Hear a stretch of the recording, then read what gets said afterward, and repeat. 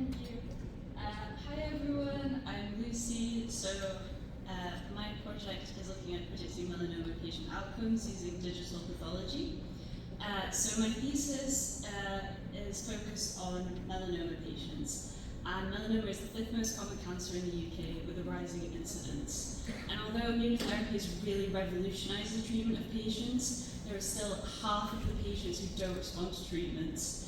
And it's toxic and can be costly, so it's really important to be able to find which patients will benefit from what treatments.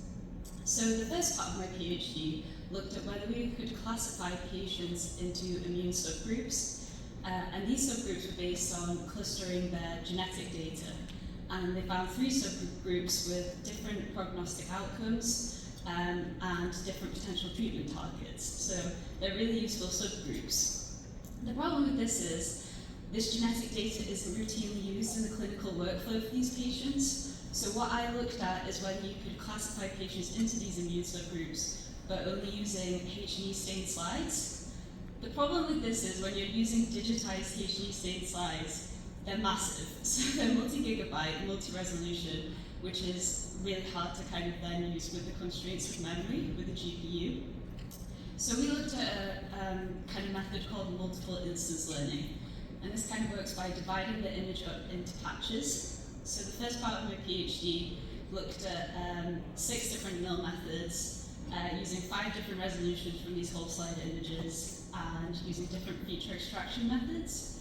And we looked at kind of the high attention patches from these images to see why the images were classifying them into these subgroups. The next part, which I'm going to rush through, is we saw that when you use just patches, you lose a lot of context. So we tried to represent these images using graphs and looked at novel ways of encoding the nodes and the egg representations. And then the final part, we started looking at the immune subgroups, and we wanted to see if you could classify patients into these subgroups just using the imaging data alone. And then we wanted to see if these subgroups that we found, if they related back to potential treatment targets, looking at the genetic data again. Thank you so much for listening. Wow, I'm ahead of time.